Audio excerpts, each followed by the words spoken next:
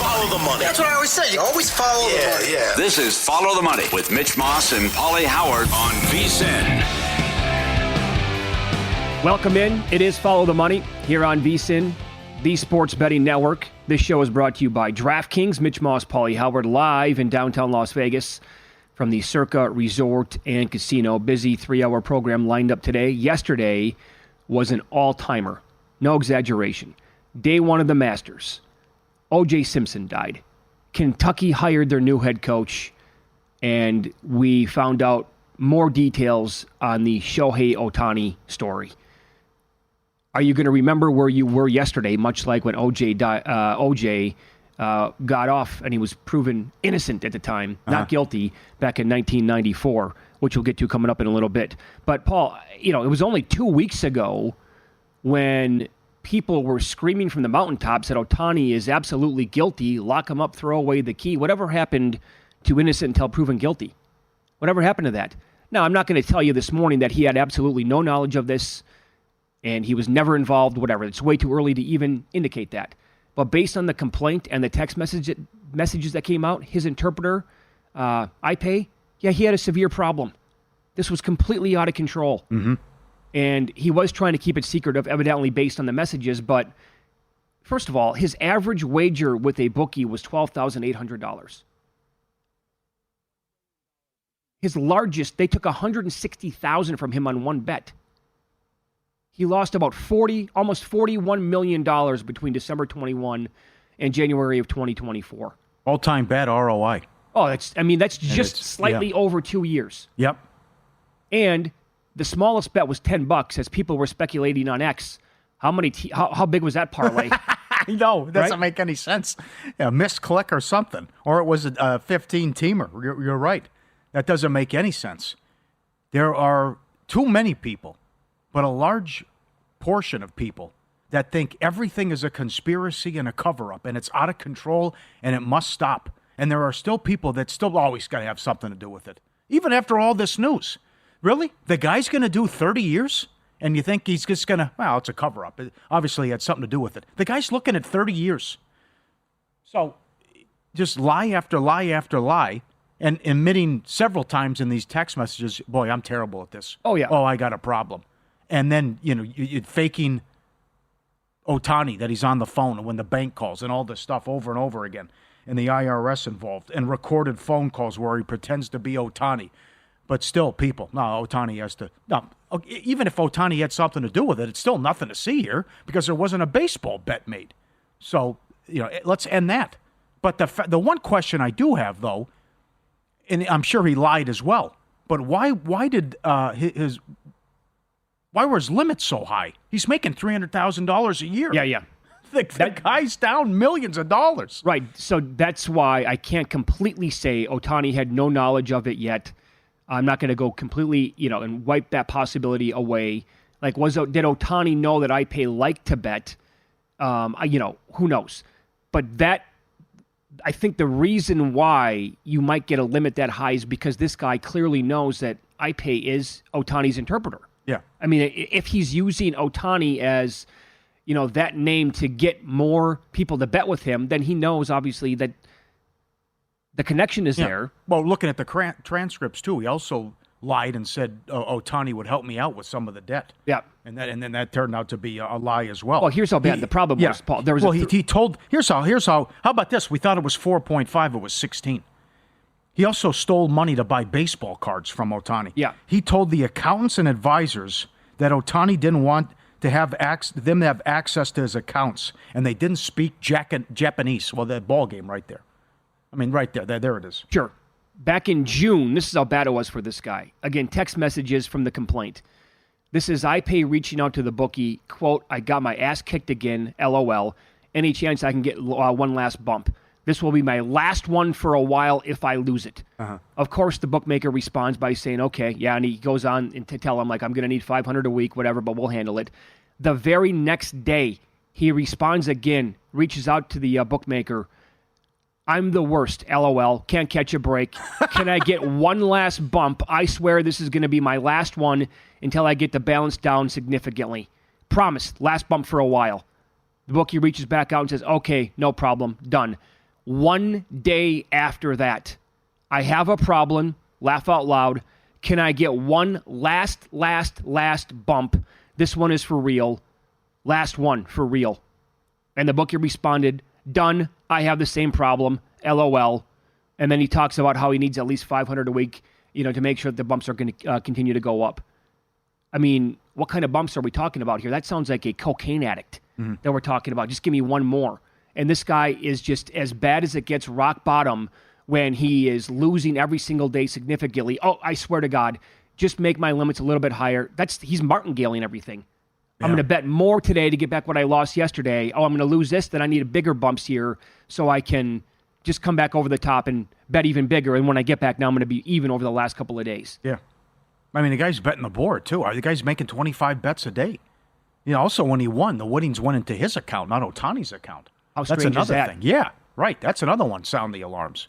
So that's another reason why Ohtani wouldn't know.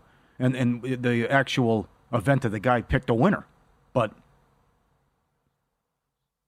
recorded phone calls pretending to be Ohtani. No access for the accountants and advisors, stealing money to get baseball cards. 2 years of text the feds have. 2 years of text between the interpreter and Ohtani. Not one mention of gambling. And not one bet was made on baseball. And he could be doing 30 years. How about this? It got so bad to where the payments would not come down, and he was not taking out those debts at all, that this is only a few months ago in November. It's in Newport Beach. Oh, yes. This is incredible, where the bookie reached out to iPay and said, hey, it's 2 o'clock. It's Friday. I don't know why you're not returning my calls. I'm here in Newport, and I see Victim A walking the dog. He's talking about Ohtani. I'm just going to go up and talk to him and ask how I can get in touch with you since you're not responding. Please call me back immediately. Right. This is like that shades of, hey, I see him. His legs are going to get broken, pal. Yeah. Or your legs are going to get broken. We know where he is. You can't stop. You cannot continue to ignore my calls here. I don't think that's a big jump. I think that could have been in play. Like, you owe me so much money. I'm going to go talk to Ohtani, or I'm going to hurt Ohtani if you don't come up with the money. Yeah. Or talk to Ohtani because I know Ohtani has it. When he's down this much money, you don't know how these people are going to operate. No idea. And if he just, by the way, randomly see Ohtani walking his dog? Or were they trying to track him down and they had eyeballs on him?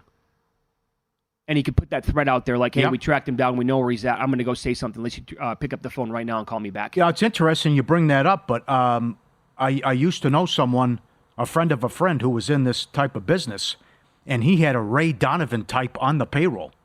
Because it's always like, how do you collect? What if you're taking big bets like this? What do you do? He goes, I had a Ray Donovan type guy on the payroll. I believe it. And if the guy wouldn't pay, I would get down and dirty, where you would threats of violence, or you just go in and maybe, peekaboo, I downloaded something on your computer.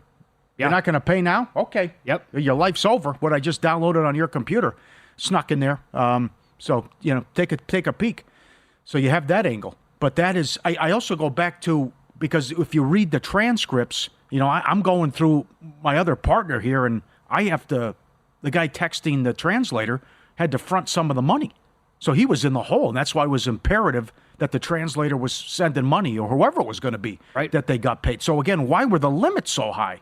Well, I guess you just say, well, the guy can't pick his nose, just keep it going. But it's just, maybe he was convinced that Ohtani's going to help him out at some point. Look what the number got to. Oh, I know. At some point, this is ridiculous. He makes $300,000 a year. Yeah, we're in $40 million. Or did he actually have?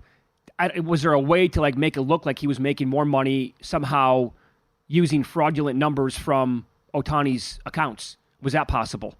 This guy seems like he was doing anything he could to keep it as shady as possible to get him off the hook here. But this is also all-timer here, and kind of puts the nail in the coffin for him. This was March 20th, again, only a few weeks ago, where the bookmaker reaches out and says, have you seen the reports? Actually, iPay did. Bookmaker says, yeah, it's all BS. Obviously, you didn't steal from him. I understand this is a cover job. I totally get it. iPay responds, quote, technically, I did steal from him. It's all over for me. He put that in writing. Mm-hmm. He put that in a text message. They have that from the complaint. Technically, I did steal from Ohtani. Why would he say technically, though? I mean, if all this is true, it's a slam dunk. Absolutely, there's no technically. I mean, you did. Lost in translation. Why the technically? Right. Yeah, but yeah, he put it in writing and admitted that what he did. Does this? I mean, think about this, man.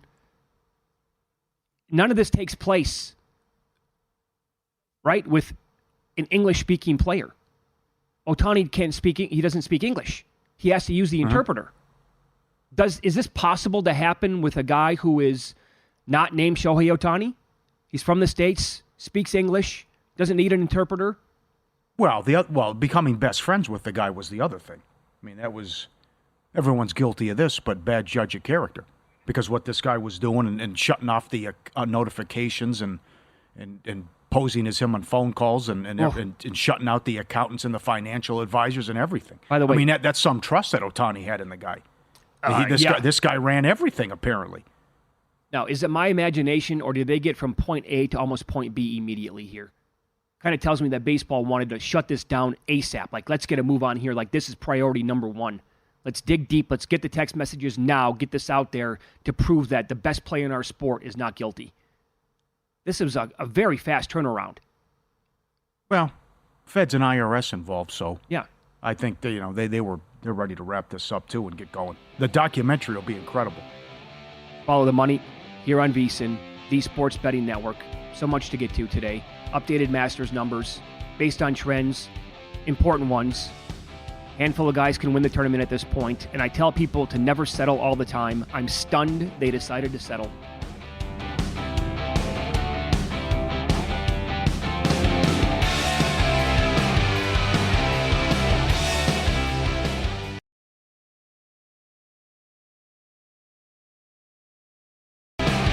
Bill 80 up early. Start your morning with a daily dose. Winning strategies, tips, latest buzz, free VSiN daily newsletter. Getting ready for round 2 in the Masters. That's in today's newsletter. Expert analysis, latest odds straight to your inbox. Absolutely free. VSiN.com/newsletter. Congrats to those of you who were betting Mark Pope to be the next coach of Kentucky. He was a big number when we discussed it earlier in the week.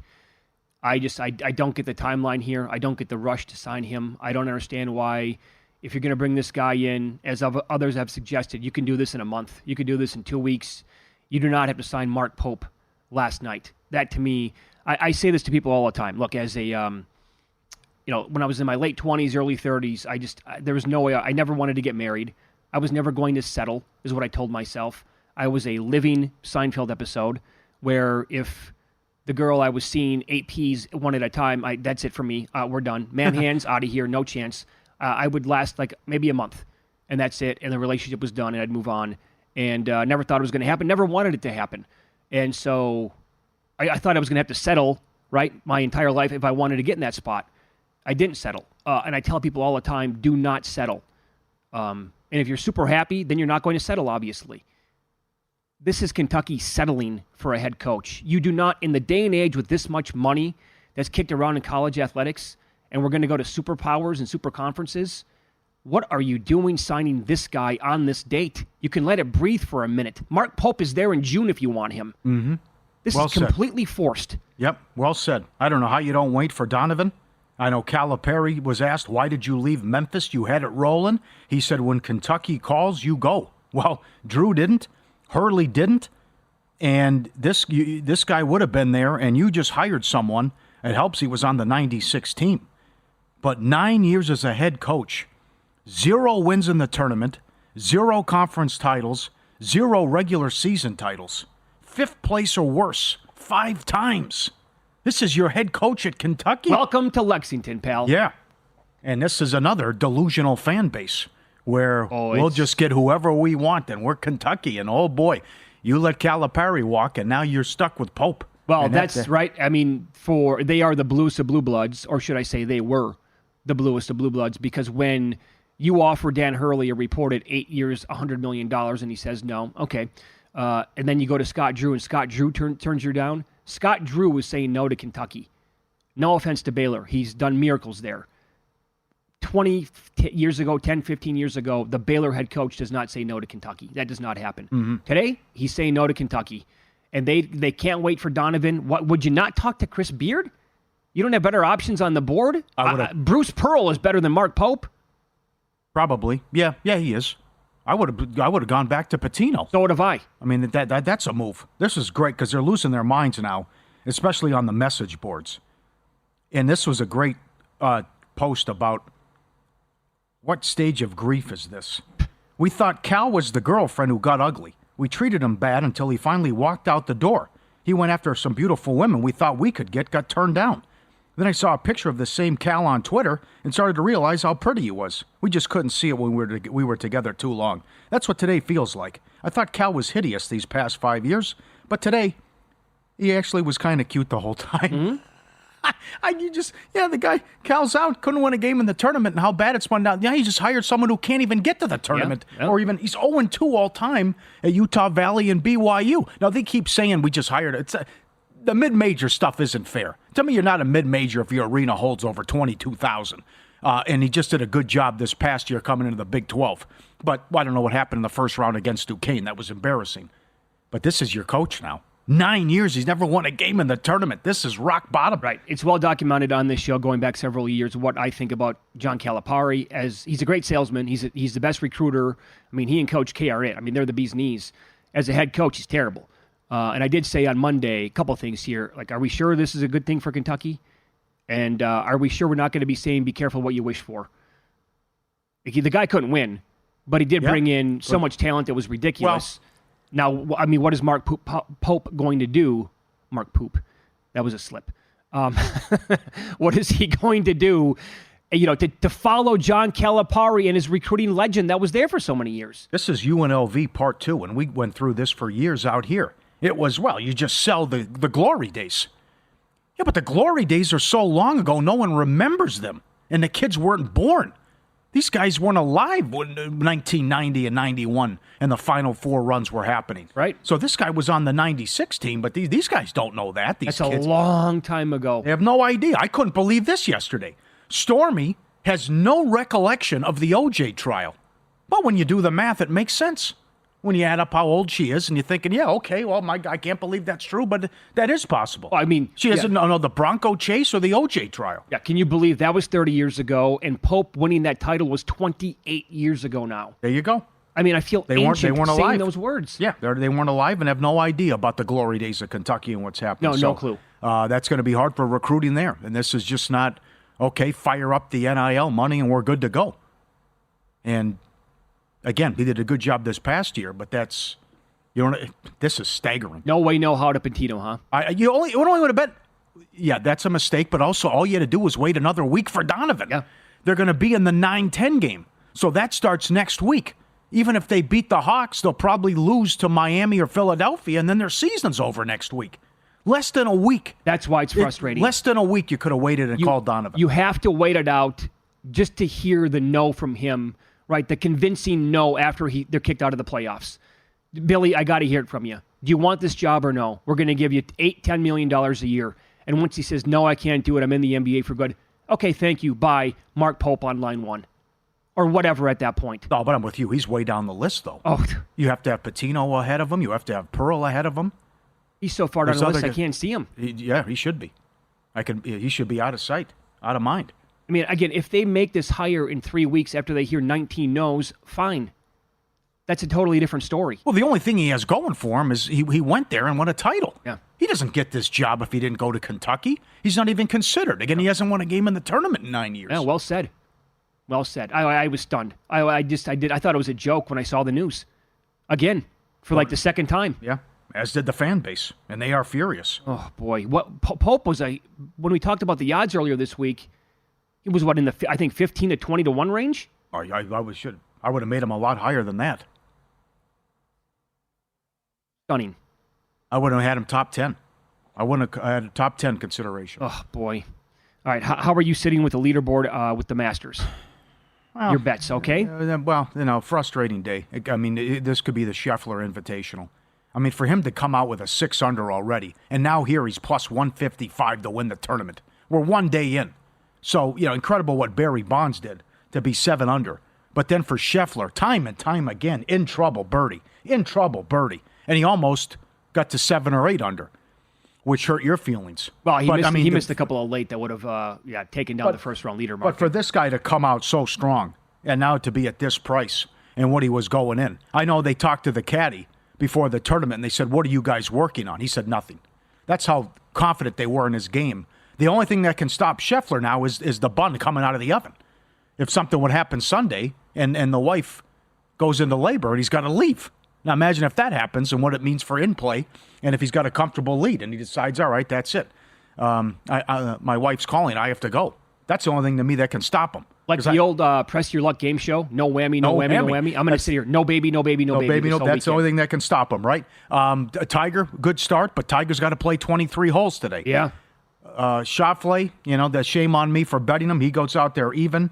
And a good leaderboard with the Shipley kid, the amateur, but it was disappointing the first day just because how well Scheffler and DeChambeau played, put up those scores, and it appears is Scheffler going to implode? The way he's playing, I can't see it. And then that would mean you're talking about an act of God or someone just to play out of their minds for the next 3 days to catch him. Yeah, so some big trends that you need to know as of right now. And this is a little wonky because, again, the players on the course late last night, East Coast time, they have to finish round 1 today, so it kind of throws it for a little bit of a loop. But 8 out of the last 10 winners played that Thursday afternoon / Friday morning. Again, a guy like Tiger has to play 23 today. Some players from that group include Højgaard, Hatton, Homa, Aubert, Fleetwood, Pavone, and Patrick Reed. I'm going to look at Patrick Reed today and see what I can find best number overall. And your big boy again. So once round 1 is technically finished today, the last 19 Masters winners have all finished round 1 tied for 10th place or better. So right now, is a guy like Rory too far back? I think he's tied for 17th as we speak? Yep. That's a humongous trend that does not lie going back 2 decades now. Yep. I would be encouraged with Connors and Neiman, how they played as well. It also means Koepka bye-bye, because Koepka's even. So yeah. that's another one. I think Neiman can make a run. So do I. I think he's one of the guys that can make a run in this thing. How about Hovland? You're at 4 under through 9. Just don't pull a Victor Hovland and go 50 yards to the right. Mamma mia. Tommy Fleetwood played well, too. Yeah. So did Will Zalatoris. Up next, this country will never live through another moment quite like this. Do you concur?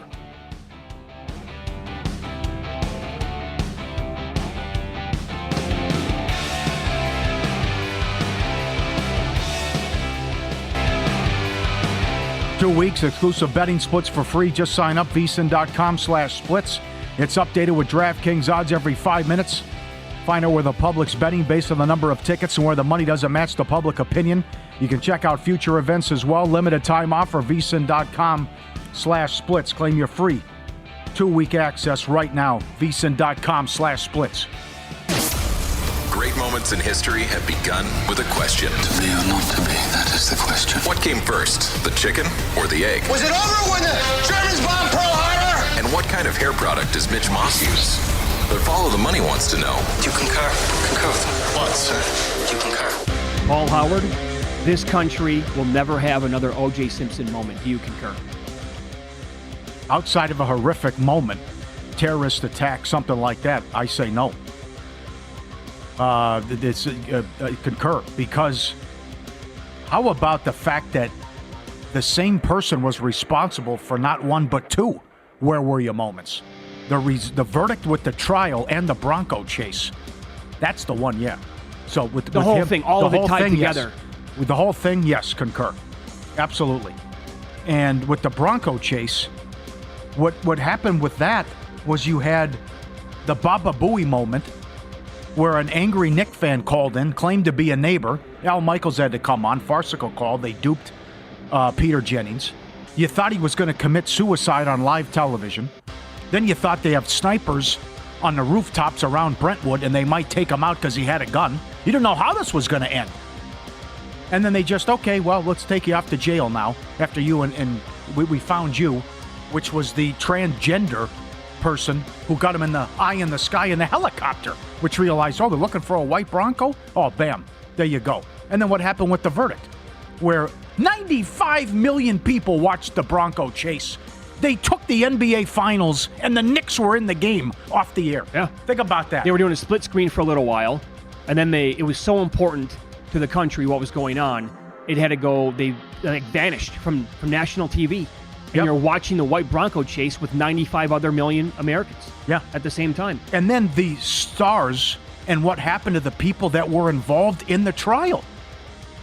Marcia Clark. The trial was a Cato total Kalin, travesty. Judge Ito. Judge Ito would go on Larry King. Lance Ito would go back at home and watch all the footage. He couldn't get enough of it. Oh, he thought he was a What superstar. happened? Sure. And then the Dream Team and Cochran and F. Lee Bailey and Kardashian and everything. It was just, the Kardashian, that happened because of this, too. Yeah, yeah. You never hear of the damn Kardashian family if this doesn't The happen. amazing moment of trying to put on the glove, it not fitting, Yep. Johnny Cochran's infamous line, if it don't fit, you must have quit. Right. I mean, that's just... And then the theory that came out that he stopped taking his pills, so it was to calm down, that would calm down the medication. arthritis. Right. It was and so his hands would be swollen up at the time, so it wouldn't fit the glove. Right. The ESPN 10-hour 30 for 30 that came out on him, which was It's an A+. unbelievable programming. I love that he thought after the not guilty verdict, he was just going back to his normal life and was going to be OJ again. Yeah. And was he in for a rude awakening? Oh, you can't be a member here. You can't golf here. I'm not going to serve you at a restaurant. Move out of this community. It was nonstop. People, you have to remember now, he was in The Naked Gun, which was an ultra-popular movie. And again, if you're like 35 years old right now, you might not even know what I'm talking about. It was an extremely popular comedy. I bet, does Naked Gun hold up to this day, you think? I don't know. Probably. He was the spokesperson Yep. for Hertz. Right, big star. He was doing NFL games occasionally. Yeah. Like he was a big star post-NFL. I don't remember OJ on the field. Sideline reporter. That's Yeah. how they got him at the Bruno Marley shoes. Yeah. They saw that when he was wearing. We're too young to remember him actually playing. Uh-huh. All I can recall is this guy post-NFL career, and then what took place, obviously. And, of course, I remember where I was. I was at the grocery store that I worked at, and we had the volume cranked up. We could not wait to hear the verdict. And people who were shopping were gathered around the radio. How about you? I was a freshman in college, and every day they would put the specials when you walked in at the lunch cafeteria of what the specials were in the soup du jour. Sounds good. I'll try that. But that particular day, it just said not guilty. They put that on there for people that were coming in, and then I had to watch it too.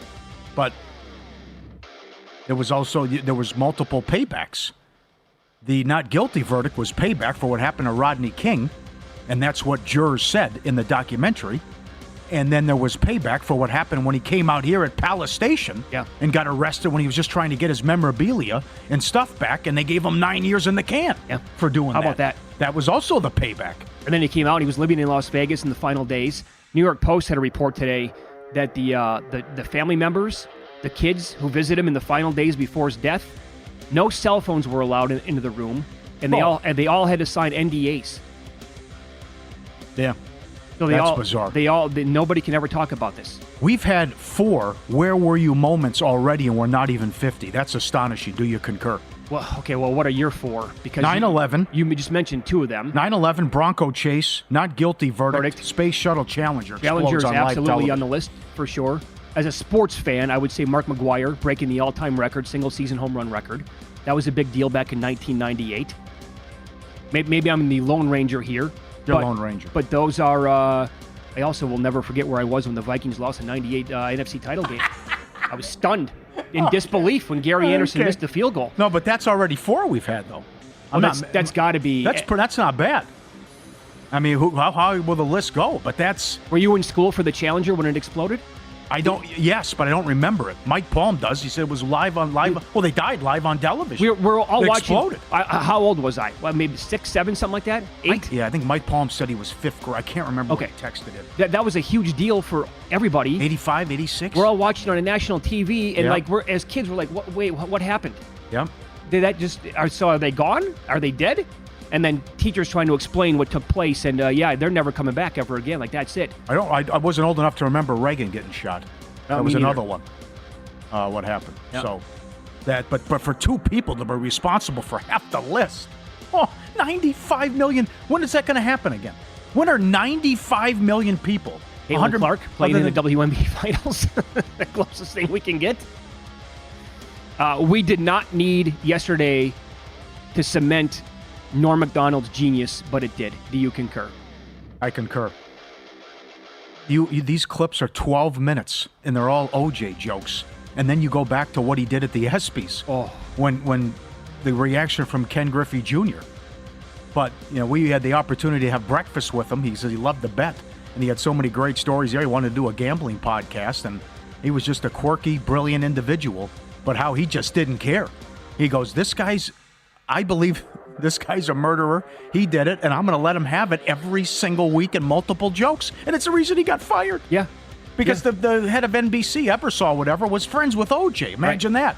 So before that happened, Norm went out of his way when he was the anchor on Weekend Update on Saturday Night Live to slide in nasty jokes about OJ as often as he possibly could. He did not care what kind of crowd he was.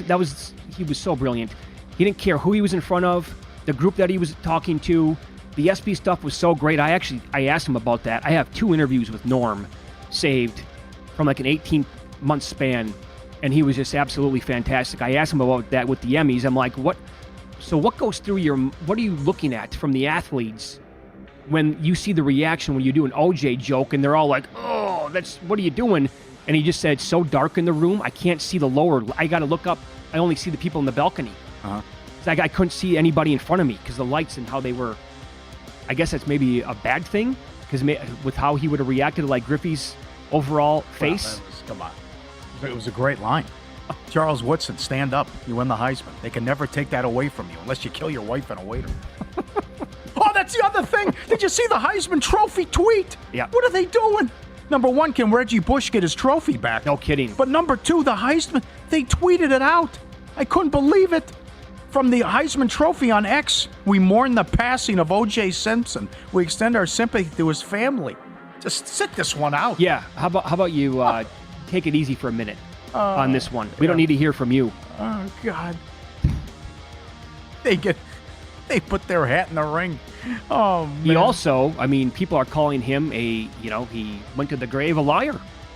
Sure. Right? Because he was telling media outlets, hospice, what are you talking about? Yeah, I'm fine. Nothing wrong. Nothing right. to see here. That's right. And a few days later, dead. Yep. There you go. Fantastic. Wild. What do you Wild make? Day, you're right. Make a number on him being guilty.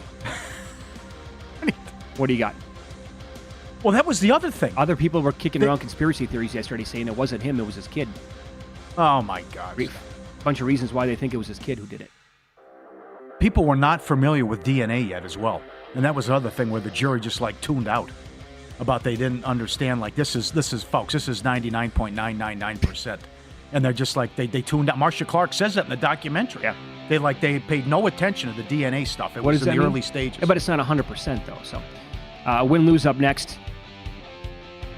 Follow the money here on VSiN, the Sports Betting Network.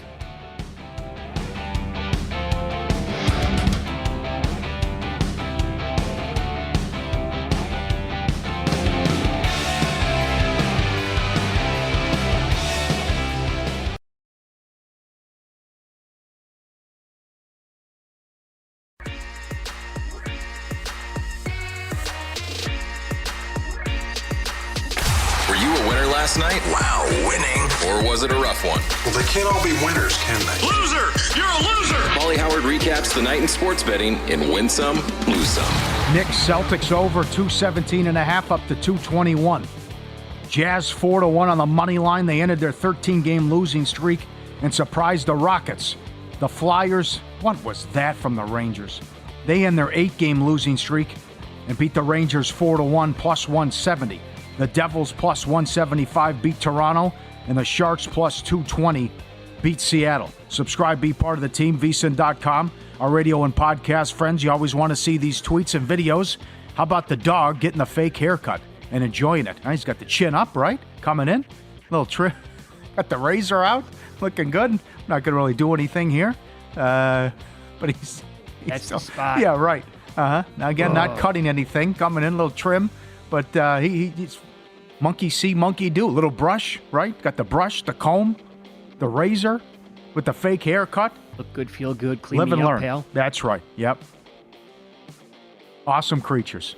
No doubt about it. Good and bad, which we'll get to in a second. So that's the dog getting the fake haircut. How about this? The bear digs a sitting pit to watch his favorite ducks. How good is this? Look at the big fella get in there, right? He just comes in, sits right down. Perfect spot, too. He makes the hole big enough so he can fit his caboose in there. Then he just looks and he can see the ducks in front of him. He just takes it all in. Just a regular day for him. It's going to be that kind of day, yeah. Have a fun day, right? Just come in, look at him dig, and it fits perfectly into his little spot, into his pit, just to watch his ducks. That's awesome. I mean, imagine that's in your backyard. Hey, how you doing? No, I bring I the guy can't. a snack. I throw him something. Get a little popcorn. Enjoy. Right? He's set. That's his day. That's a full day. Good for him. The Masters shop is expected to do $70 million in merchandise sales this week. $1 million an hour. Staggering. Well, People I mean- can't get enough of this tournament. Every person I've ever talked to has said, when you go to the shop, you're going to want, when you go up to the register, you're suddenly going to have like 27 things. And it's going to be, $600, whatever. Because you need this, you want that. You're never going to be back here again, so you got to have one of those. Yeah. And all of a sudden, how many thousands of people are going to go through there every single day and not spend money? It's going to happen. What's the markup like? Well, on the merchandise, Is that why the menu's so low with the Could food? be. Could be. Do they? Is it $60 for like a pullover or a fleece or something? Oh, let us know about the it prices. very well could be, because they would easily get that. No kidding. You'd pay whatever. Yeah, right. You'd pay $100 for a shirt or whatever. Yep. Lose some. Celtics plus 2.5 went off a 3.5-point favorite. They played everybody, but the Knicks buried them and led by 30 until the Celtics made it look respectable with the backups. Now, does that mean anything if they meet in the playoffs? You can't say, hey, Boston played people. Look what the Knicks did. But it comes down to motivation. Yeah. But I think that's encouraging for the Knicks. At least Boston put people out there, and the Knicks still had no problems with them on the road. I don't disagree. I think they can be big. That can give them a shot, in the arm, especially like mentally getting ready for them if they play in the playoffs. Also, I have to question, because of this insurmountable lead they've had in the Eastern Conference for so many weeks, the lack of motivation overall. What are they truly playing for? Yeah, I'm worried about game one. I'd be worried about game one of the playoffs. Oh, yeah. Yep, that's fair. I've seen it all now. This is an alligator outside the store. I only in Florida, right? I don't know if he just snuck out or whatever, but the owner goes out to get the alligator, and he's got a T-shirt on too. The alligator has clothes on, and is this what happened? The alligator escaped, and come on, buddy, you belong inside with me. And he goes to get his alligator, and he's got the T-shirt on. Oh, he's picking it up like it's a puppy. Right, that's right. Hey, bud. Like it's my son. Come on, Tommy. Come back in where you belong. Only in Florida. Jordan got me yesterday. Went and got a massage. I put this on Instagram, by the way. Pauly does Vegas on Instagram. Went to get a massage, came home. I go, what's the stuff doing on the floor? Jordan got up, used his paw, knocked over my French dip sandwich and fries and ate it. Where'd you have it? On the counter. I'm like, how'd he get up there? I don't know how he got up there, and he like scooped it. He knocked it down with his paw. Knocked it off the counter. Yeah, and it then hit the floor. went to work on it, right. And he ate the whole thing? The whole prime Half of it. French dip? Yeah. Couple fries, half the Oh. French dip. Plus, I give him a treat every time I leave the house, too. Boy. How was he feeling At afterwards? the front porch. He passed out, I know. And he had a big belly. Poor guy. Bad beats. Red Sox, Orioles under. 3-3 in the 10th. Shenanigans. Orioles win. Oh, it's 2-0 late. 9-4 final. 2-1. That too. Right. Total shenanigans taking place. Action-packed fight card taking over Vegas Saturday. UFC 300. Official sports betting partner of the UFC. DraftKings giving new customers a shot to turn $5 into $150 instantly in bonus bets. Any UFC 300 bet. Download the app. Use promo code VISA when you sign up. DraftKings Sportsbook. The crown is yours. Good tweets. Thanks to one, I would say the 89 World Series with the San Francisco Bay Area earthquake. For those That's of a us good old one. enough, yeah. Yep. That has to make the list. That also was Al Michaels. I can't believe this. I think we're having an earthquake.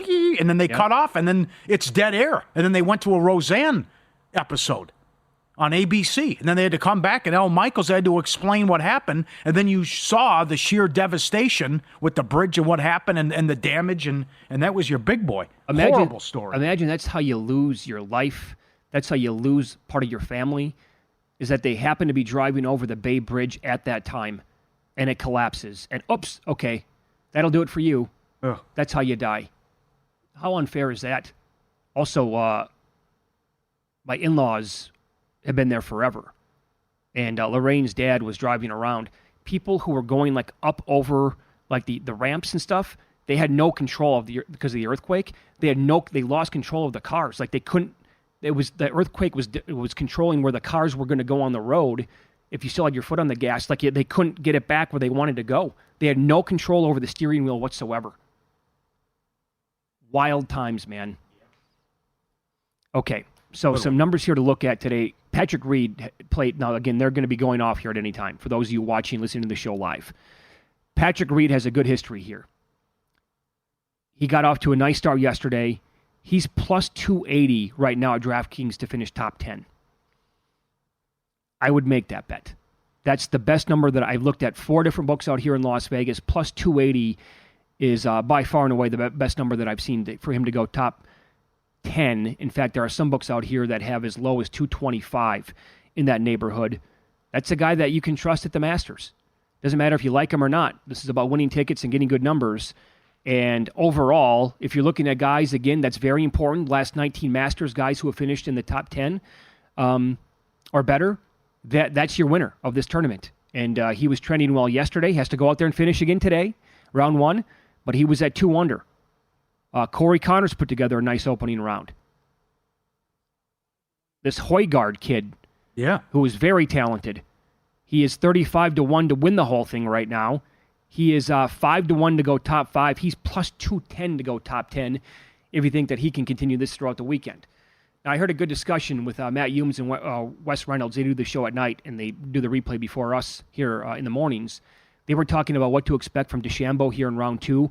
Wes thinks he's going to go about 73. Shoot about a 73, maybe a little bit higher. The prop on him is 71.5 for his round 2 score. He just said that if the irons are still there, and he was awesome yesterday throughout, the putting, though, and him gaining strokes on the green is what he's going to doubt, and he's going to bet on some regression there for DeChambeau today. Who can hang with Scotty? No one. This is like UConn. Who can beat UConn? Just UConn. And who can beat Scheffler? He'd have to get more his wife, or Scheffler would have to implode. That's the only thing that can slow him down. Are these guys going to come back multiple shots and chase down the best player? I mean, he's plus 140, as low as plus 140 to win the tournament at some spots. Yep. Like guys who are in the mix right now. Max Homa has to finish round 1 this morning. Can Max Homa challenge Scotty over the next 3 days? Maybe he can. But at this point, he's 18-1. That to me is not enticing enough to get involved at this point. I need to see him go out there and do it again today. Albert could. That kid. That was a good start. He's a debutant, but he's got all the talent in the world. Yep. What do you expect out of Tiger? This is tough now. 23 holes he has to play. Can the body hold up?